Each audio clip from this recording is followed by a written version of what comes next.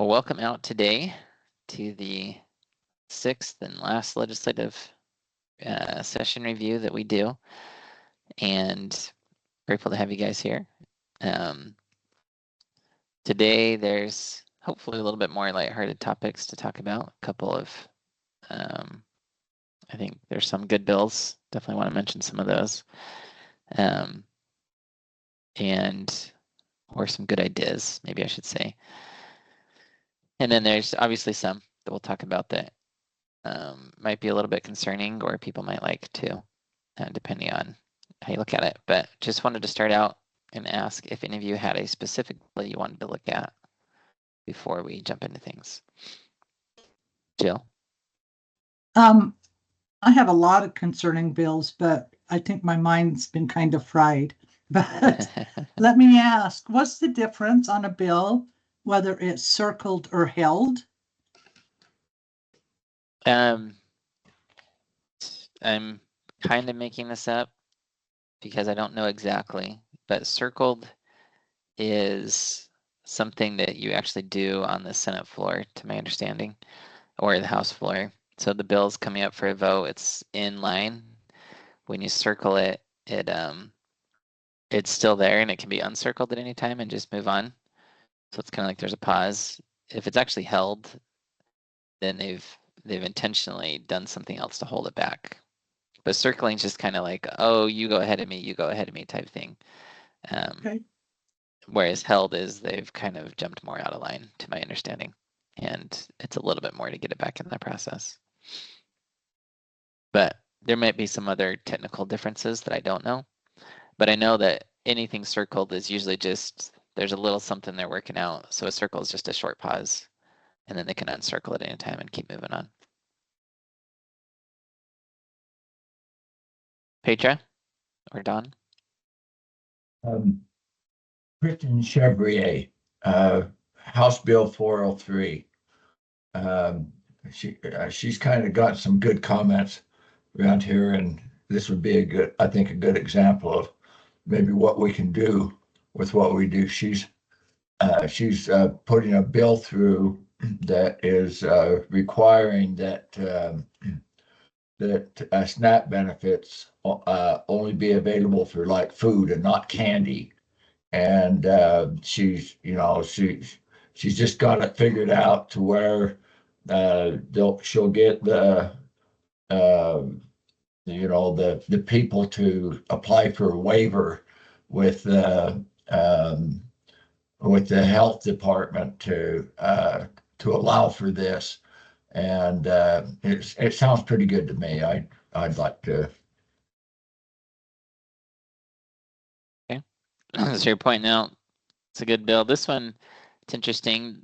The federal level is also pushing for the same thing. There's discussion at the federal level about this. But essentially the theory is that if you're getting food benefits essentially from the Supplemental Nutrition Assistance Program, which is what SNAP stands for, that you shouldn't be purchasing candy, soft drinks, I guess unhealthy things.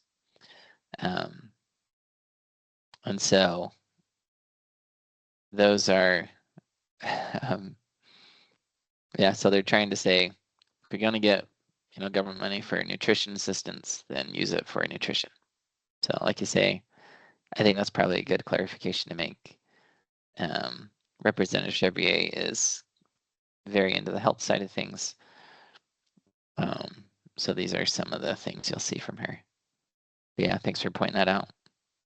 Any others with bills or things you want to point out or discuss? Okay, well then we'll jump in. So one I wanted to talk about, sorry, I have to, sometimes you just have to laugh because it can be a little depressing otherwise, but this one is a little funny to me, how much our legislature is really wanting to stick it to the courts. So there's judicial retention changes proposed. There's quite a few things going on in this. But the main gist of it is they want to establish a joint legislative committee on judicial performance. And so Utah already has a judicial performance evaluation committee, I think they're called JPEC. And it's an independent group that meets and looks at judges. They get information from attorneys, they get information from the people that were in the cases. And then all this information gets put online. And when you go to vote, you can look it up and you can actually see the scorecard for the judges. But since we can track everything, we know that people aren't checking this. Most people in Utah are just saying yes. So even when this JPEC says, we don't recommend you keep this judge, which has happened once or twice. Most of the time, people get glowing recommendations, but occasionally they've had a judge they're worried about. Even then, Utah still votes to keep them. People just aren't looking. They're not doing their research on these things. So there's another bill, it's not this one, but there's another one that proposes saying a judge can only be retained if they get a 67% vote instead of 50% vote. Because on the times when JPEC did say to not retain, the people didn't get 67%, but they still got 50%. And so they're suggesting that to make it so we could get a few more judges out. Because basically in Utah, once you're appointed, it's kind of a lifetime appointment because we don't kick judges out as voters. And I guess, sorry to explain a little bit more. Judges, once they're appointed, come up for a retention vote, which says, so we don't vote them in, but we do get to choose whether we keep them or not at certain periods throughout their tenure as a judge. And, and so, sorry, the part that I laugh at with this is the legislature is now saying, we want to have a legislative committee on judicial performance. And we want to publish our recommendations for whether you keep this judge or not. And if I remember right, I think this is actually going, so it says right here, the judicial retention section of the ballot includes any retention recommendation from the Joint Legislative Committee on Judicial Performance.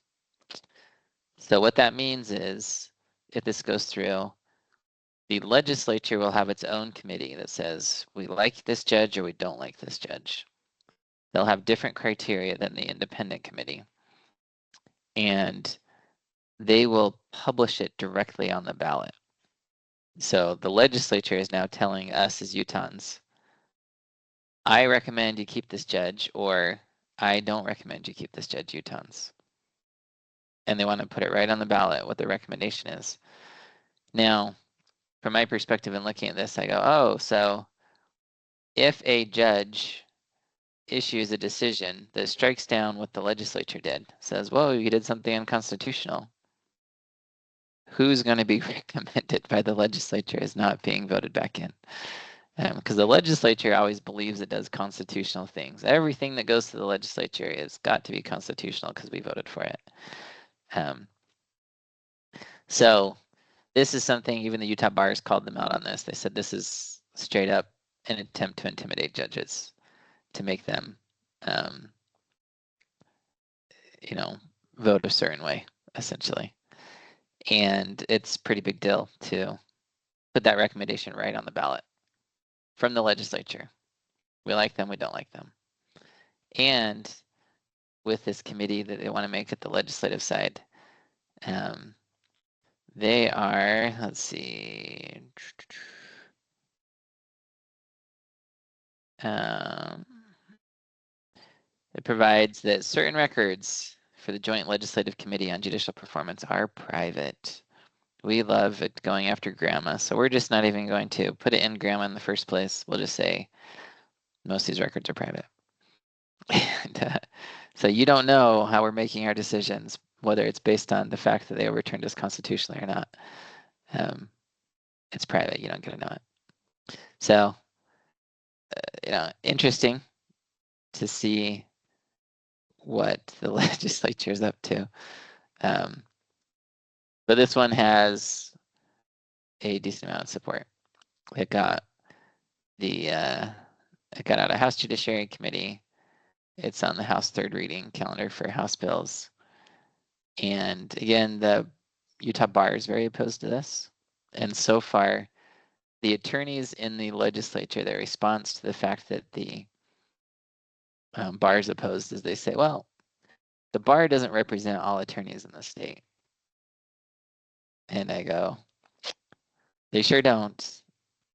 Meaning we may have different feelings on the bar, but I mean, this isn't even an attorney thing. This is just purely judicial intimidation. So it decreases the independence of the judiciary a lot.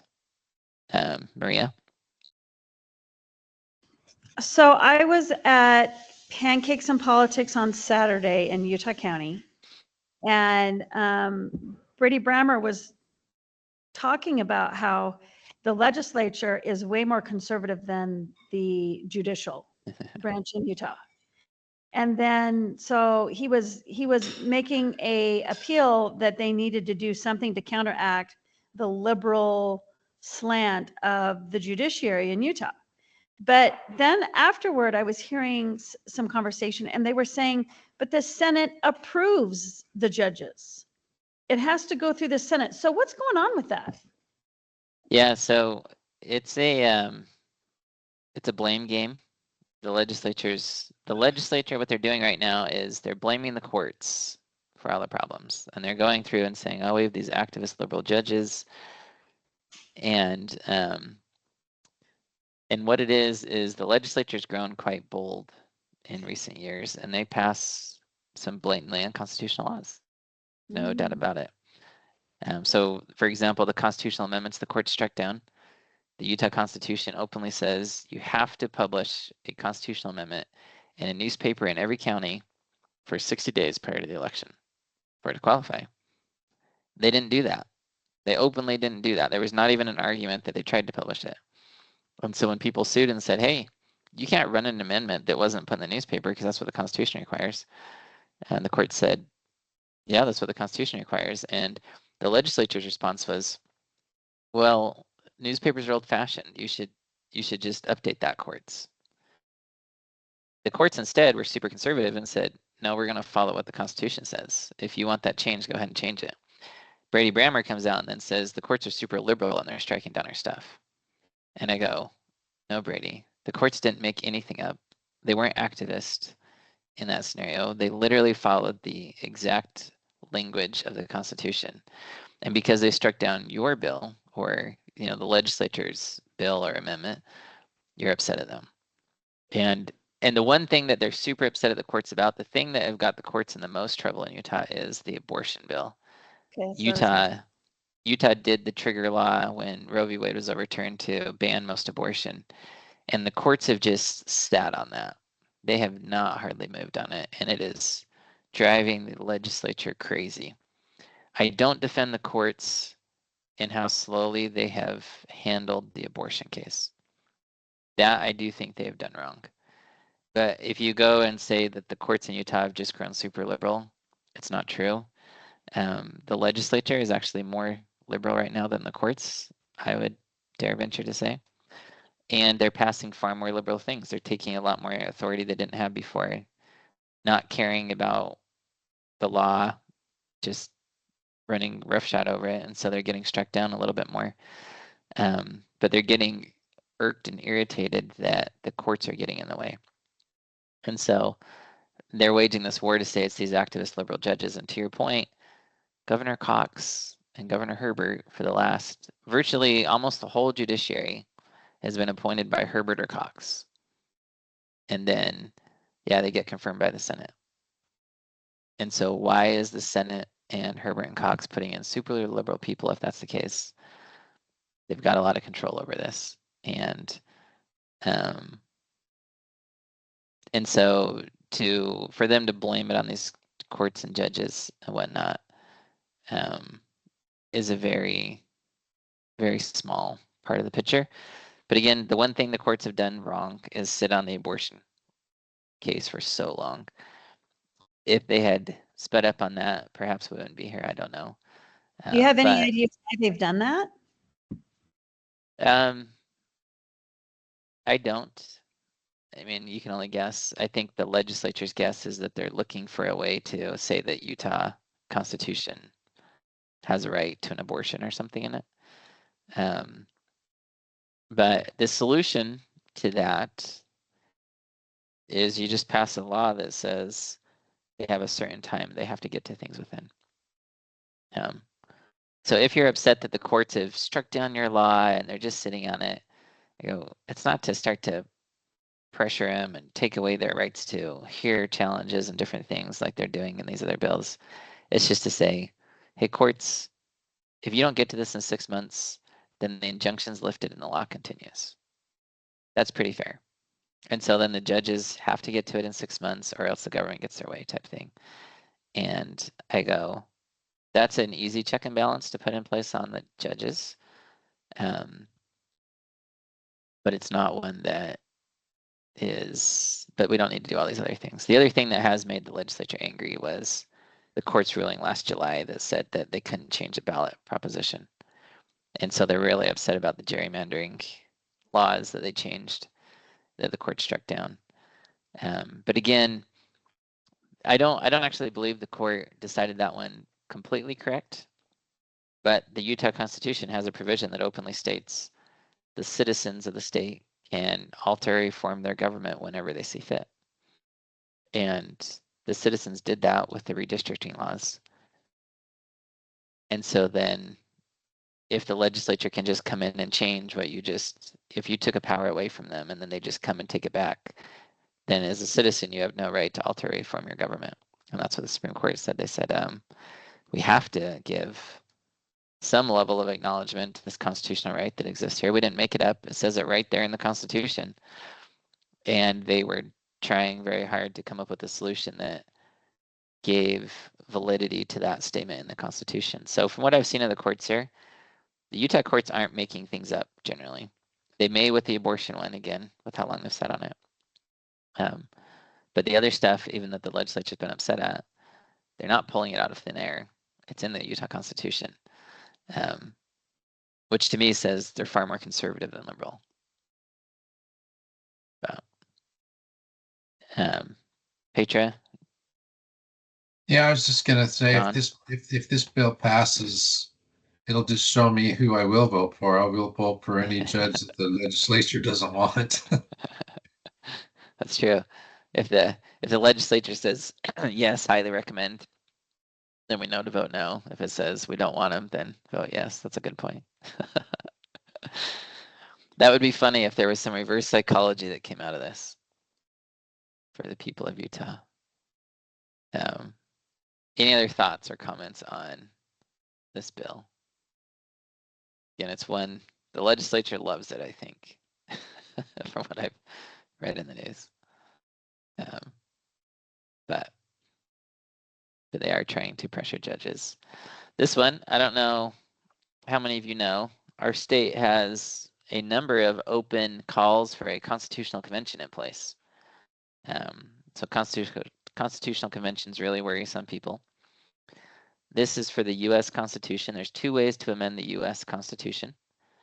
And the way that that works is you either have Congress approve the amendment and then it goes and the states, you have to have 3/4 of the states approve it.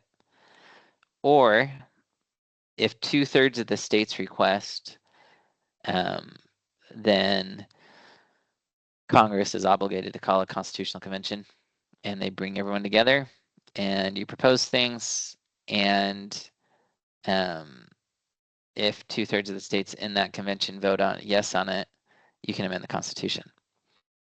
So it doesn't require the same 3/4. We have not called a constitutional convention yet. Some people refer to it as a con. And there are some people that have made it their life's goal to try and stop a constitutional convention from ever being held, because they are convinced that if there's a constitutional convention held, we'll get a whole new government out of it. A whole new form of government would come out of it. They said that's what happened when the Articles of Confederation held their convention. So what we refer to as the Constitutional Convention that created the Constitution was supposed to be to amend the Articles of Confederation, and they completely scrapped it and made something new.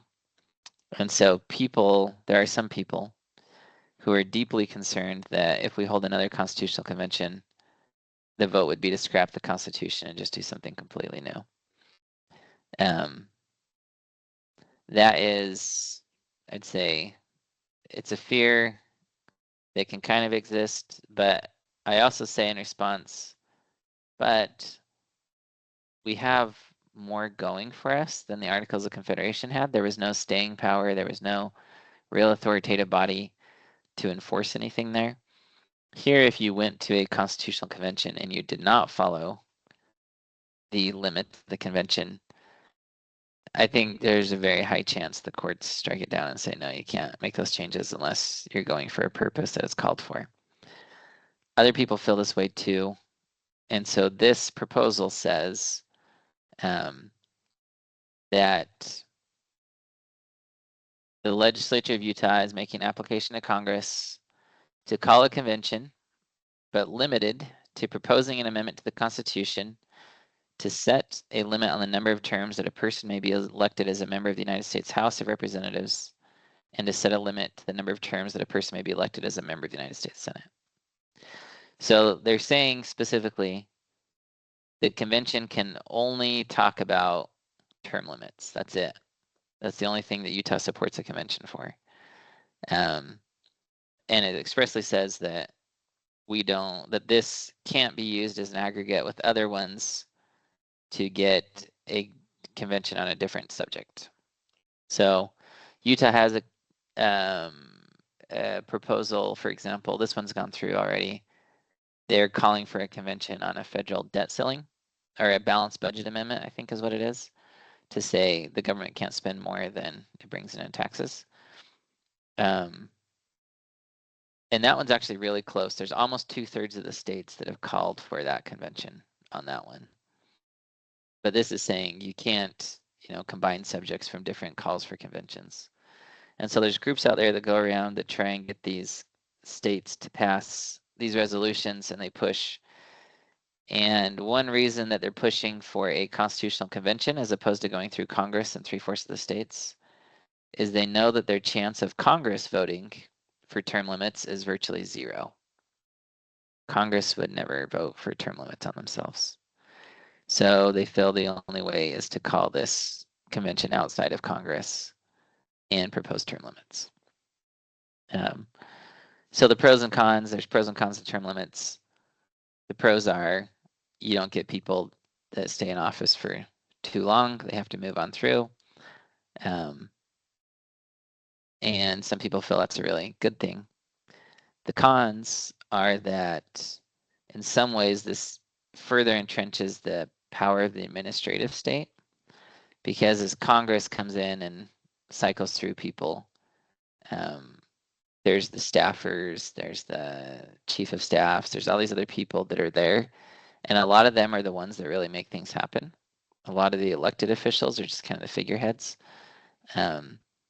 And if people are churning through much faster, there's much less institutional memory among the elected people, and they're relying on the staffers for the institutional memory and for knowledge about what's going on and things.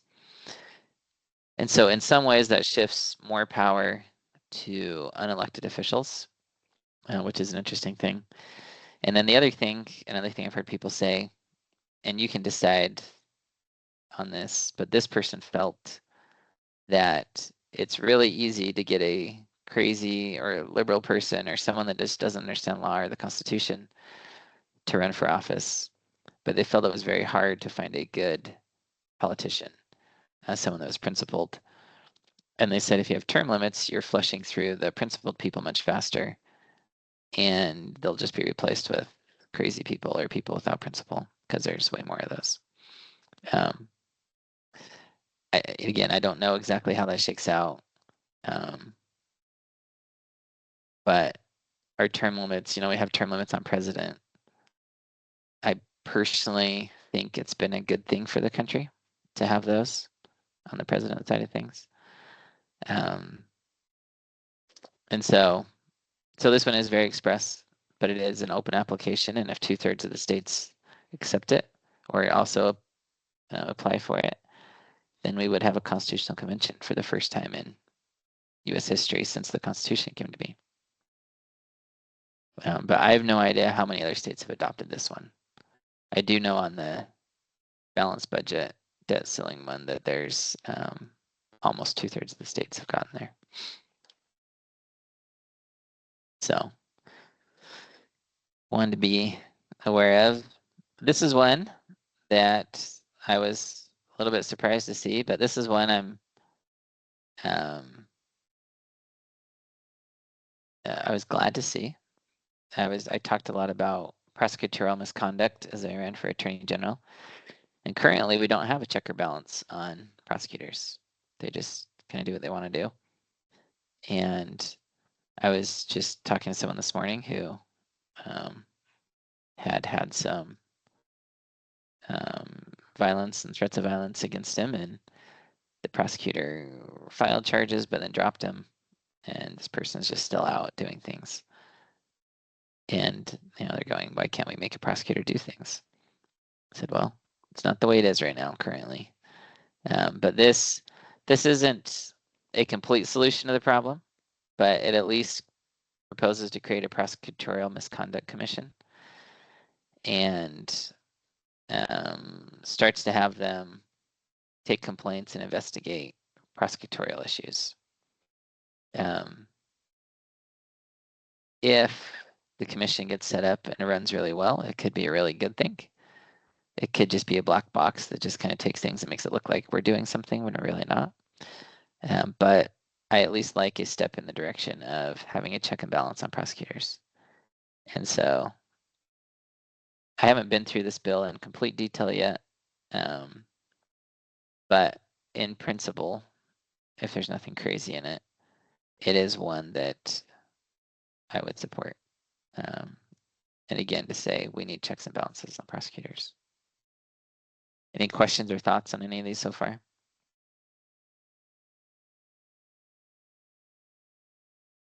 Okay, this one. This is an interesting one. I don't know if you've seen this talked about in the news. Again, the legislature loves to reduce checks and balances. And right now, Salt Lake County is the largest county. It's one of the bigger gorillas in the room, you could say. And so they are proposing a way to split a county, to let cities opt to say, we don't like this Salt Lake County thing. It's a little too whatever for us. We wanted to opt out and do our own thing. And so it says that if a county has a population of more than 1 million, so we kind of go, okay, we're talking about one county here. The legislative bodies of municipalities with a total combined population of at least 333,000, so a third of that, a third of the minimum million, they can adopt a similar resolution that proposes creating a new county. And then it goes to the voters. So here in Salt Lake, if this bill passes, my anticipation would be that cities on the south side might opt to split from cities on the north side and create a separate county through Salt Lake Valley. The south side of the valley tends to be a lot more conservative than the north side of the valley. And I think that they're trying to create a way to carve up the fact that we have a Democrat mayor, for example, in Salt Lake County, and other Democrats. And this could really reduce the impact of that mayor if they could split the county in half.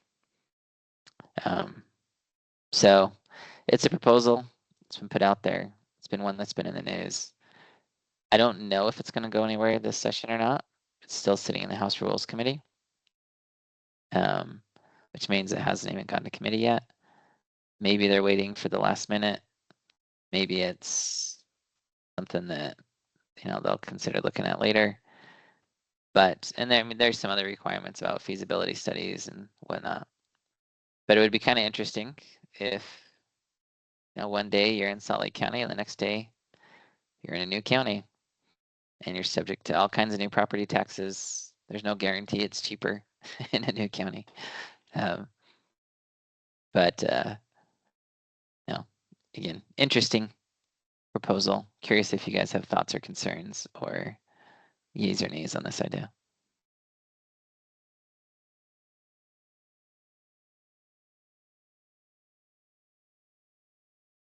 And this is something we're seeing. There's a bunch of cities in Oregon that want to split off and annex into Idaho. I'm from Oregon. Oh yeah. Yeah, so I was just going to bring up the same thing. It's terrible. I mean, Portland's oppressive. Yeah, I mean, and Eugene, it's that whole corridor, that northwest corridor. And I don't see why there can't be an easier way to break off and not be controlled by these radical, really, regimes. Yeah, it's an interesting check and balance thing. This is one that, again, this kind of reduces the check and balance on the legislature, but it does increase the check and balance on a county if the counties become too oppressive or whatever, just too far removed from what a bunch of the cities and people are. And so, it's something I go, well, maybe we should have the ability for states to be a little more fluid and change their boundaries and take on groups and things. It's pretty tough for a state to change that right now. Supposedly Idaho doesn't want a lot of these Oregon counties. There are a lot of people that say they're conservative, but they also take a lot of government benefits, and it would cost Idaho quite a bit to take on these poorer counties in Oregon.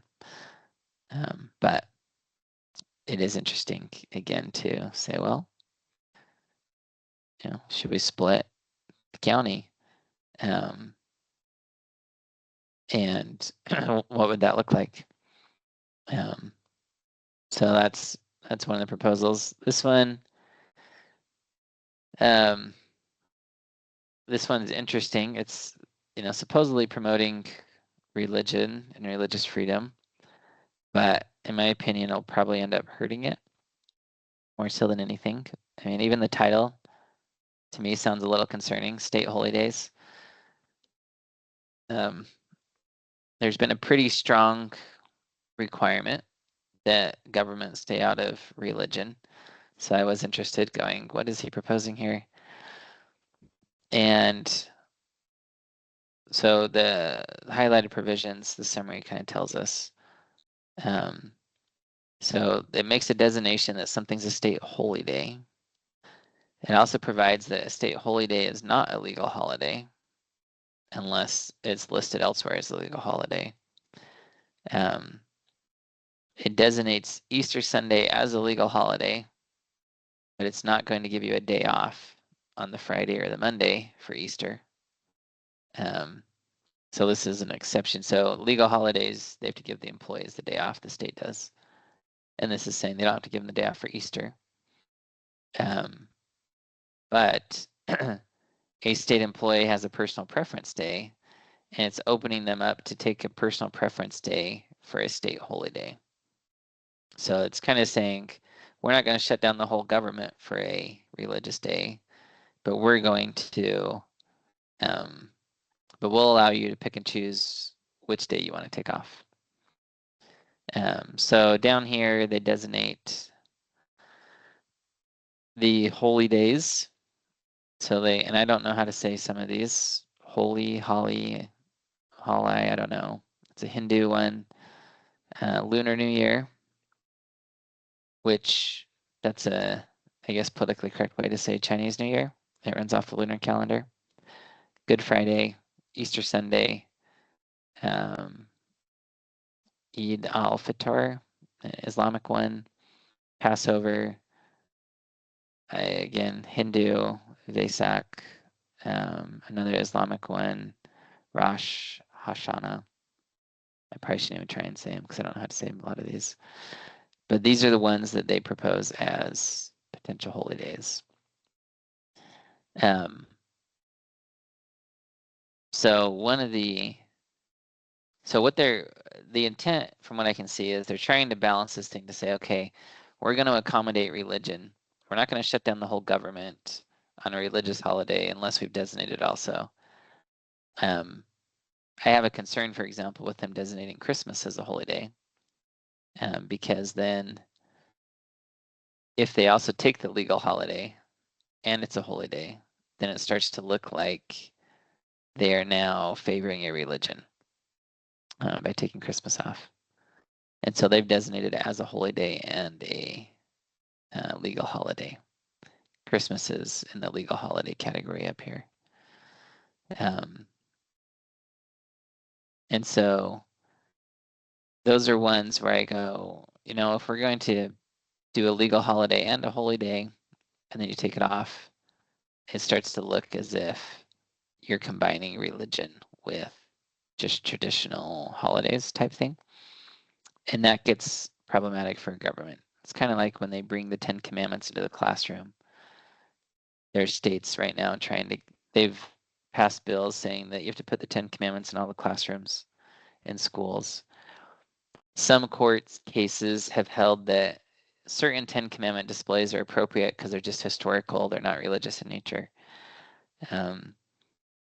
There's been others that have been struck down for sure and removed because they were too religious. But because of the few cases that said they were historical in nature, these states have run with it and said, we're going to mandate the 10 Commandments in all classrooms. And there's court cases and all kinds of things going on with that. But it's still this thing where if you push it too far, you start to lose the right. And I think if they push this 10 Commandments thing to every classroom, it becomes religious. And the more we start to mess with these things and push these things, the more problematic it becomes. And I kind of look at this and I say, you know, why do we even need to say what a state holiday is? Because I can guarantee you there's a religion that we've missed a holy day for in here. And so then they're going to have a case to say, oh, you're discriminating against us. You don't like us. The Satanic Church, the Church of Satan, is going to sue and say, you didn't take in our holy day. And I look at it and say, why can't we just say, you can take your personal preference day? Like, why do we even need to designate when you can take your personal preference day? Just say, it's a personal preference day. Whether you're going to the beach, whether you're going on a family vacation, whether you're going to observe a religious thing, just take your personal preference day. But when we start to pick and choose, it looks like we're choosing winners and losers, and it gets really ugly for the government and produces lots of lawsuits. So I'm a fan of letting people have accommodations for religious reasons. And if there's some special observance for them, sure, the government's fine. You don't need to be here that day. But I just don't know that we need to list these. And so I don't know if you have thoughts or feelings on this, but that is something I see more and more as we want to control everything. But the more we try and control it, the more it starts to come back at us on the religious side. And we can start to lose religious freedoms if we're getting the business of granting and denying them to certain people or others.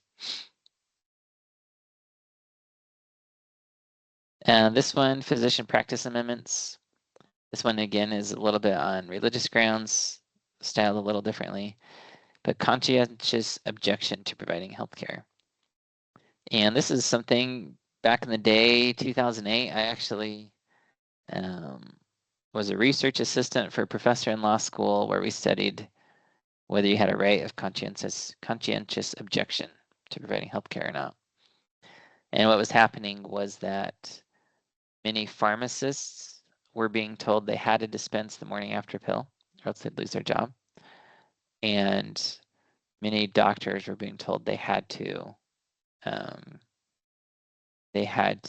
conduct an abortion, even if they were religiously opposed to it. And so we had this has been a percolating issue in the healthcare world for quite a while. And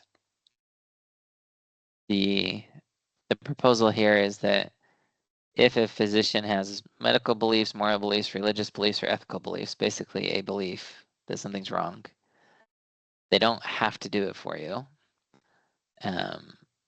unless if you exercise the objection, it would deny the patient access to a medical service to treat an immediate threat to the patient's health or life. So if the patient's, in the ER or whatever, you just kind of have to do what's necessary to keep the person alive. But otherwise, they're saying you can opt out of providing that service.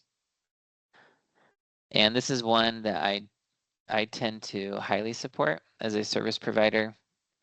One thing you don't want someone doing, if you try and force a service provider to do things for you, you're asking for some very poor services generally. And I think that in most places, there's other people willing to do it. So in almost all pharmacy situations that we looked at, there were other pharmacists that could dispense it. There were other people that worked there. And I think that in all the country, they found 3 pharmacies or something where it was just one pharmacist and someone would have to drive 100 miles for a morning after pill or something if that pharmacist didn't dispense it. But for most of America, if your pharmacist says, yeah, I don't dispense the morning after pill, there's other people there that do, or there's another pharmacy really close that does. And most of these situations come up with related to abortion, but I think it's also coming up related to transgender surgeries, puberty blockers, that type of thing as well. Should doctors have to do certain things if they're morally opposed to it? So again, I think it's a good protection. It also says that the Division of Professional Licensing can't take their license from them for exercising this right. Jill?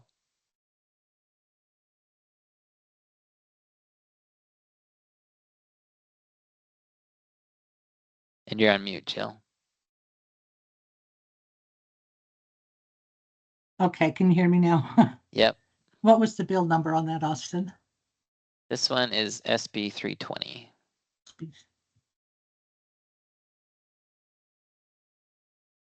So again, I think this one's long overdue, personally. I hope it has time to get through because it's one of these later ones that came out. It's at least been assigned to the Health and Human Services Committee. But that is one I hope or support again.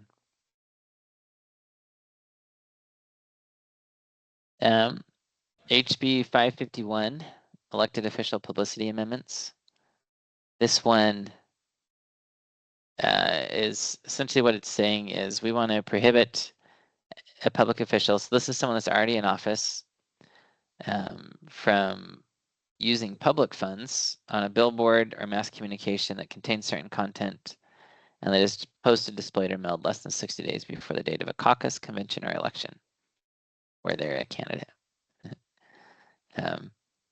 So I don't know if you know some of the situations where this became an issue last election race.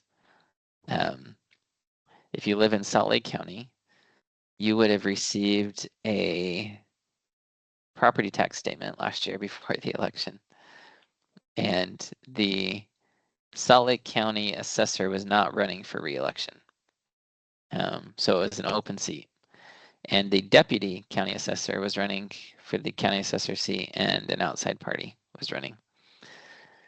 And the deputy county assessor suddenly, you get your property tax notice. Usually it says the county assessor's name on it, but it listed the county assessor and the deputy county assessor suddenly.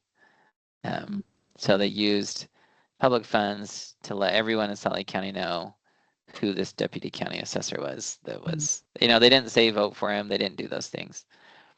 But it created a lot of commotion. The opposition was super upset about it. And the opposition won. At least if I remember right on that one, the deputy county assessor did not make it through on that one. But we also had, you have things where candidates will put up a billboard and say, oh, look what, so-and-so did or whatever. And they're using public funds creatively to get their name and public recognition out there right before an election. So this bill, I personally think it's a good check and balance, which probably means it doesn't really have a chance of getting through. But it's one that I would definitely support for elected officials not to use public funds. And again, it's sitting in House rules, but it was also just put out today. So that's kind of expected. It wouldn't be out of rules yet. The chance of it getting through is really low, but hopefully he can bring it again next year, a little bit more removed from the election, and maybe get it through.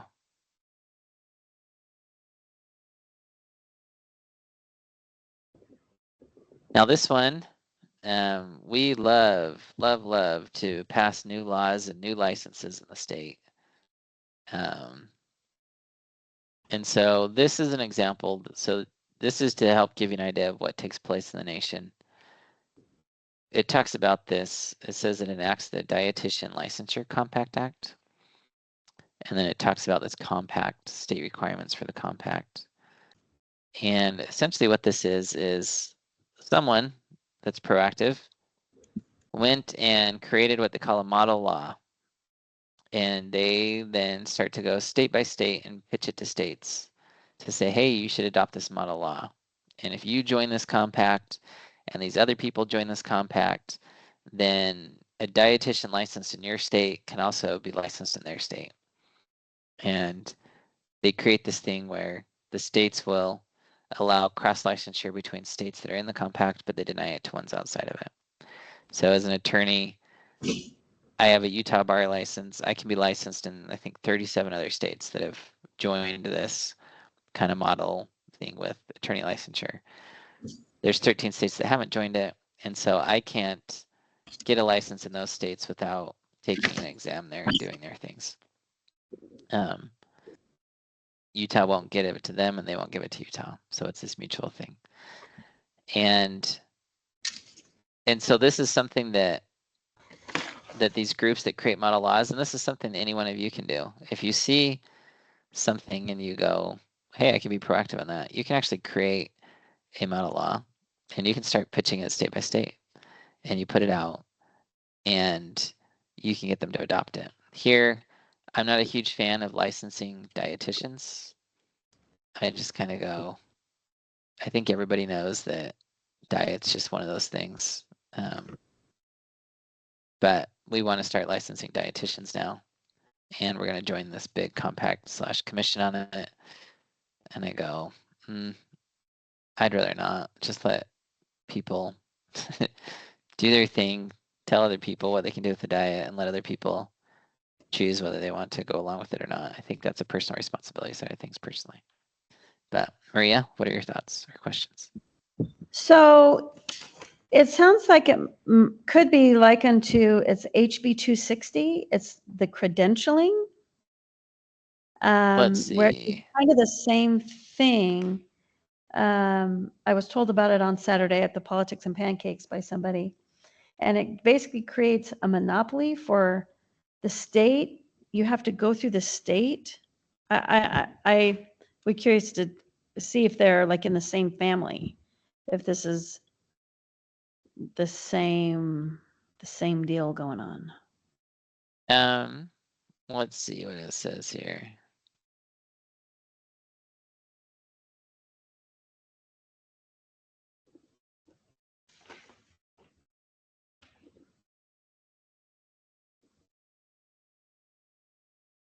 It's slightly different, but maybe in the same family, like you say. It does mandate partnerships between schools, employers, and apprenticeship programs. Promotes stackable credentials that lead to career advancement. And so they're creating this credentialing program to, I would assume, have more, they're probably pitching it as we're going to make people better qualified to join the workforce or whatever. But if you have to go through and get credentialed through the state, then I think the concern for people is that the state now controls whether you can work or not. So the difference is this is the state creating a system where you have to go through the state to get the right, Credentialed. the right, permission to be able to work in whatever field, where the dietitian, that's a private entity doing kind of the same thing. Is that what I'm understanding? No, so the dietitian would be through the state as well. They're creating a government entity to regulate dietitians. The dietitian, though, it's a model law that exists that some group somewhere is pushing across the states. And so in the dietitian one, Utah, if it adopts this model law, other states that adopt the model law will have all the same regulations on dietitians. Okay, I see. This one's not necessarily modeled to other states. It's not coordinating with other states necessarily. This is focused in on Utah, but it is saying that Utah wants to start allowing these LEAs, which are the local education associations or whatever they call them. It's the Granite School Districts. It's the schools. It's having them procure industry recognized certification program licenses, and they want to start to get verification that certifications appear. They want to start to establish requirements for competency-based assessments. And so what I've heard about this bill, I haven't gone through the whole thing, and it's not one that we picked up in time. I think it's still, oh, maybe it passed the Senate. Oh no, so it's on the third reading in the Senate right now. So it's about you can see it passed that unanimously, 0 voted against it. The second reading, the Senate said they were going to pass it unanimously, and it's sitting waiting for its final vote in the Senate.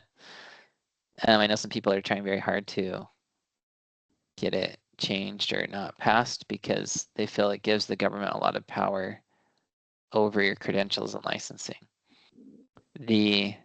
So what I've heard is that for example, with lifeguard certifications, they had a bill that was moving that to the school system. So you go to school, public school, to get a class on lifeguard certification, and they were pulling it out of the counties that did it or whatever.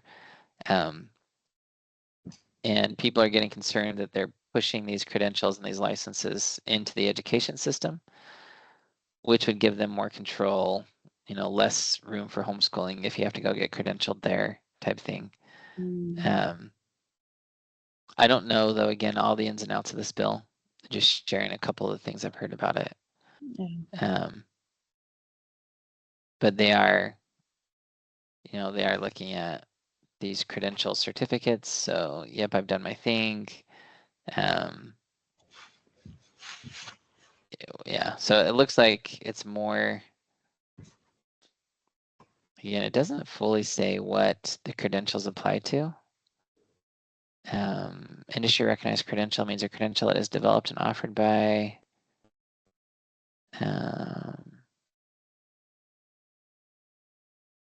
yeah, so it looks like it's it's almost like a public-private partnership where if employers have a credential, the schools can start to say, oh, this person meets this credential. So you kind of get a stamp of approval of, now I've got this credential behind me or whatnot. But again, I don't fully know everything it's doing. Its summary's not great either. So we'd have to look at this one more to know. What do you think overall? I mean, what is your take on this whole session so far? Has it been mostly good, mostly bad? What's your overall assessment? Yeah, my overall assessment on the session is that they've become far more, they're getting far more open and brazen with what they're doing. And there's some very strong attacks, very clear attacks against fundamental checks and balances, which to me is a signal of being very deeply concerned. I've seen a few good things this legislative session, but mostly I see a lot of very concerning things. Grandma and the courts in particular, those two attacks right there are, I think, pretty concerning ones of why are they trying to remove transparency? Why do they want to reduce the influence of the courts? They really haven't been spanked very many times at all by the courts here. It's only a handful of times. And they are up in arms about it, that the courts push back. And then they accuse them of being liberal activist judges. And the judges were literally interpreting existing language in the Constitution, trying to give it meaning. And they go, it's one thing to invent something and just add language to Constitution, but it's another to. It says newspaper in here. Got to put it in the newspaper, guys. That's very different, but they don't publish it that way. They don't tell it to us that way. And so to me, it feels that there's a lot more, it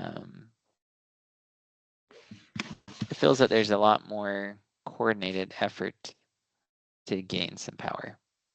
I guess that's how I feel about this session.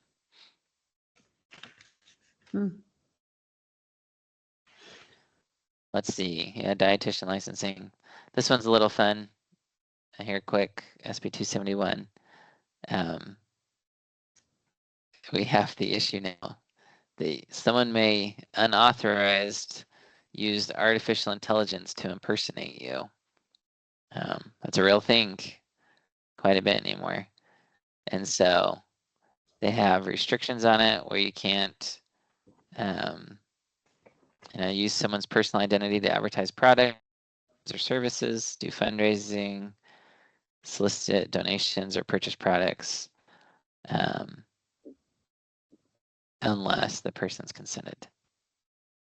And then it does throw this in. This is a little bit tough for people to comply with, but probably just means they need a legal statement. But it's illegal for a person to knowingly distribute, sell, or license any technology, software, or tool whose primary purpose is the unauthorized creation or modification of content that includes an individual's personal identity for commercial purposes. So long as it's not its primary purpose, if your primary purpose is art and you just happen to be able to do that, you can still sell it. But if its primary purpose is just to take someone's face and put it on things, you can't sell it. But then there's a fair use exemption because the First Amendment requires that you be able to make caricatures of public officials and things like that. So they're trying to balance it with the First Amendment here. But this one will likely be subject to some court scrutiny on what the First Amendment requires. But I know a lot of people don't love McKell, but I will say this is a needed area to have some regulations in. Because it can be pretty bad if people just start putting out AI images of you with no recourse. And then the state, they love to regulate microenterprise home kitchens. This one annoys me a lot. I go, if you're buying food from someone's house, you know that it's risky. I don't know. But the states come in, and if you're selling food from your house, they have all these regulations on it. You have to get a license and whatever else. So good old state. We have one on religious freedom. This is a concurrent resolution. And this is essentially saying that the legislature supports and encourages practices that exemplify religious freedom in public spaces, including the right of public school students and teachers to openly express their faith, accommodation of religious observance in government and community settings, protection of religious symbols in public spaces, and the fostering of respectful dialogue. This obviously runs a little bit in contradiction and conflict with some of the bills they have banning flags in schools. So they're saying, for example, you can't have a pride flag in school. I think it will happen very soon when people start to say it's part of their faith, the LGBTQ support. And so again, things like this, I go, it's only a matter of time before they start tying the LGBTQ side to faith and part of their beliefs and bringing it back in. So we on one hand say we don't want these in our public spaces, we don't want certain symbols, but we'll take the other symbols. And again, I go, I don't think it works out for the government to pick and choose. And so. What's that one again? What number is that? This is House Concurrent Resolution 15.